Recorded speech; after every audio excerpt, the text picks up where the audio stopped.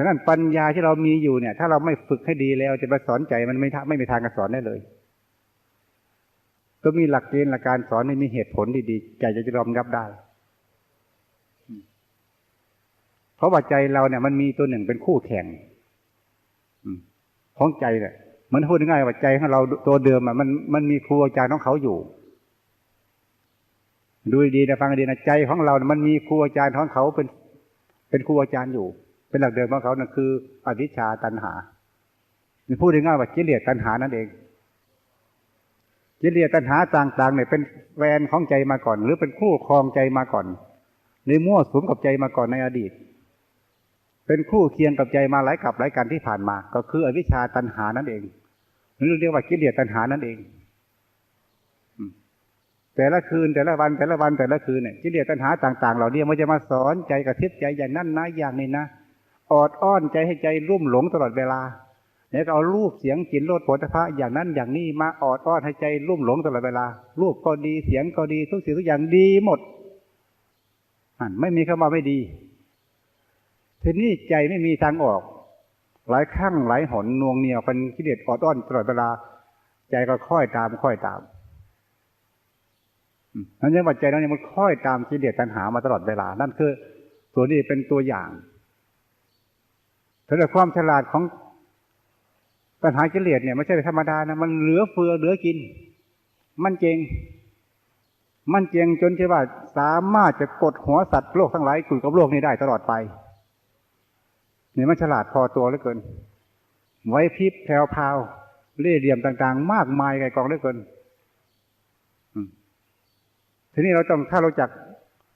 ความฉลาดของกิเลสตัณหาอย่างนี้แล้วเนี่ยเราจะหาวิธีแก้อย่างไงจะต่อกรเขาจะต่อมือเขาเพื่อจะเอาชนะกันได้เหมือนกับว่าโต้วาทีกันถ้าเราไปเห็นคนหนึ่งโต้วาทีเก่งๆเขาเนี่ยพูดเก่งนะมันสิ่งที่ไม่เป็นของจริงมันก็พูดได้มาเพิ่มไม่ได้นี่เอาหลอกคนได้นี่ถ้าเป็นอย่างนั้น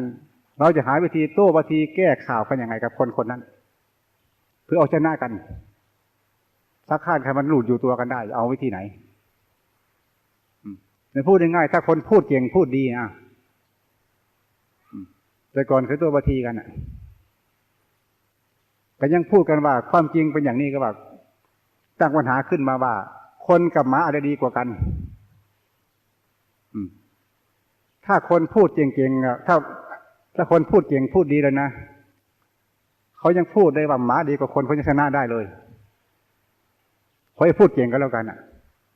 ว่าหมาดีกว่าคนอย่างไรต้องพูดได้ชัดเจนแล้วก็มีเหตุผลโน้มน้าวให้คนเชื่อได้ว่าเป็นจริงอย่างนั้นนี่หมาดีกว่าคน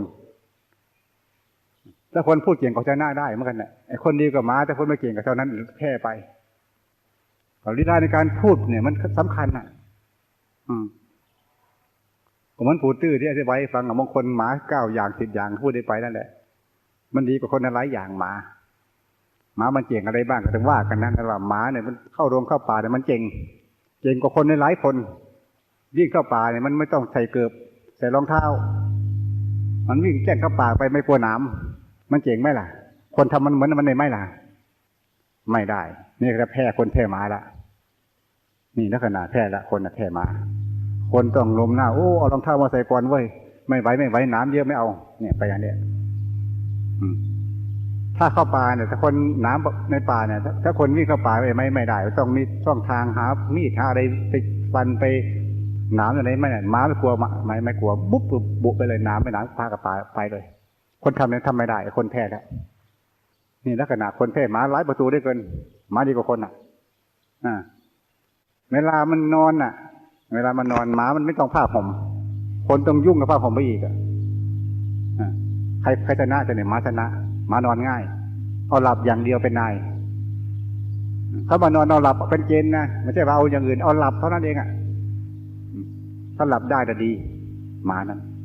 แล้วตื่นนอนก็เท่ากันนั่นแหละแต่นอนดีไม่ดีก็แล้วแต่ถ้านอนดีถ้าไม่หลับก็เท่านั้นเอง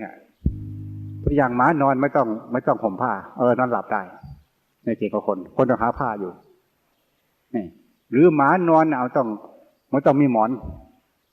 นอนได้กับพับทันทีนอนสบายได้ ไม่ต้องหาหมอนมาหมุนคนต้องหาหมอนยุ่งนู่นยุ่งนี่ไปแต่ว่าคนแพ้ละแพ้หมาและประตูนั่นดูสิเนี่ยคนกับหมาบนหมาจะพูดให้หมาดีก็ดีเหมือนกันนะครับอยู่กับคนพูดทั้งคนนั่นน่ะแล้วพูดง่ายๆว่าหมามันดีอะไรอีกดีกว่าคนอีกหมาเวลามันกินข้าวกินอาหารไม่ต้องกินน้ำมันเก่งไอ้คนนี่ยุ่งถ้ากินข้าวหลับไปวิ่งข้าน้ำละน้ำอยู่ไหนนี่ไปน้ำละเนี่ยหมาเนี่ยมันเก่งเวลาถ้าไปงานเนี่ยคนมันเสียเวลาหมาต้องถ้ากินข้าวแข่งกันวิ่งแข่งกันเนี่ยหมาไม่ต้องกินน้ำไม่เสียเวลากินอิ่มปั๊บวิ่งทันทีไอ้คนจะง่วงเงี้ยหากินน้ำซะก่อนล้างมือซะก่อนนะทันหลังเขาตามหลังเขาตลอดเวลาคือตามหลังหมาก็แล้วกันหมาไม่เกี่ยวกับน้ำไม่เกี่ยวกับล้างมือล้างเท้าวิ่งเลยนี่หมาเก่งนุ่นรู้ได้มามันเก่งให้ประตูท่านรับคุณของหมาเนี่ยพูดย่อยฟังแต่หมานะพูดตื้อแต่ว่าเก่งสุดท้ายคือว่าหมาเนี่ยมันเก่งจนว่ามันสามารถกินขี้คนได้หมานั่นนะคนกินขี้หมาได้ไหมใครเก่งกว่ากันที่ไหนมาพูดกันตรงนี้ไงนักปวดตื้อว่าให้ฟังมันเก่งขนาดนั้นหมามันสามารถกินขี้คนได้เนี่ยคนกินขี้หมาได้ไหมไม่ได้แล้วอะไรไม่เก่งเหมือนหมาเนี่ยตกลงหมาชนะนี่แล้วแบบคนกับหมาอะไรเก่งกว่ากันกับหมาเก่งได้ถ้าพูดเป็นนี่ใช่ไหมฟังนี่ลักษณะว่าสติปัญญาแล้วเมื่อกี้เนี่ยมันพูดออกทางไว้แล้วนะนี่ก็หมายว่าสติปัญญาของเราถ้าไม่เก่งพอตัวเนี่ยไม่สามารถจะไปแย่งสอนจิตใจได้เนี่ยมาละไอ้มา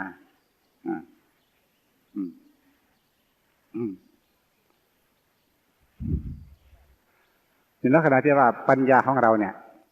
เอาปัญญาที่เรามีอยู่มาฝึกมาคิดมาฝึกแล้วก็มาให้ความเห็นไปตามที่เราคิดนั้นนี่มาฝึกปัญญาฝึกปัญญาให้มันมีความคิดความฉลาดคิดยังไงมีข้อมูลยังไงถ้าคิดไม่เป็นก็ไม่ดีนะต้องคิดมีเหตุมีผลมีข้อมูลจนจิตใจรับฟังได้เมื่อฝึกปัญญามาดีแล้วเนี่ยตัวปัญญาที่เราคิดดีนั่นแหละฝึกซ้อมมาดีนั่นแหละเพื่อจะไปอะไรไปต่อกรกับกิเลสว่าใครจะแน่กว่ากันในการคิด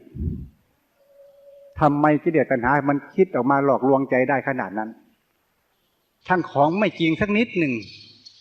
มันนำมาหลอกใจให้หลงตามโลกได้มันเป็นเพราะอะไรมันคือความแผ่วพราวของความฉลาดของตัณหากิเลสนั่นเอง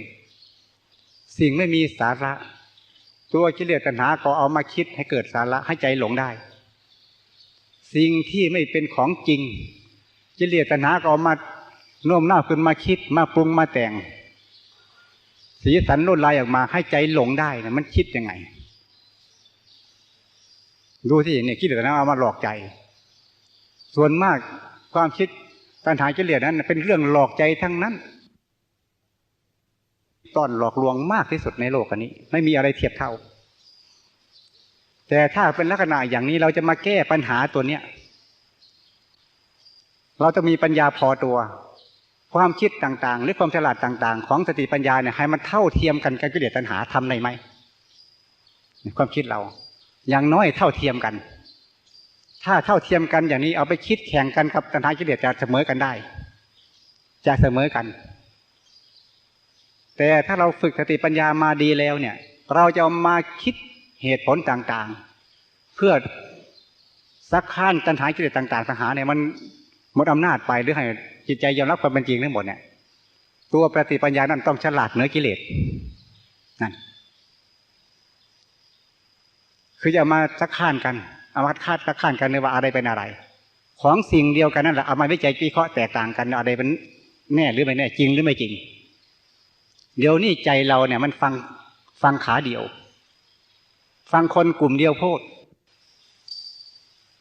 กลุ่มสองทางปัญญาไม่ได้ฟังเลยปัญญาไม่มีไม่ให้ฟังเลยนี่ปัญหาตัวนี้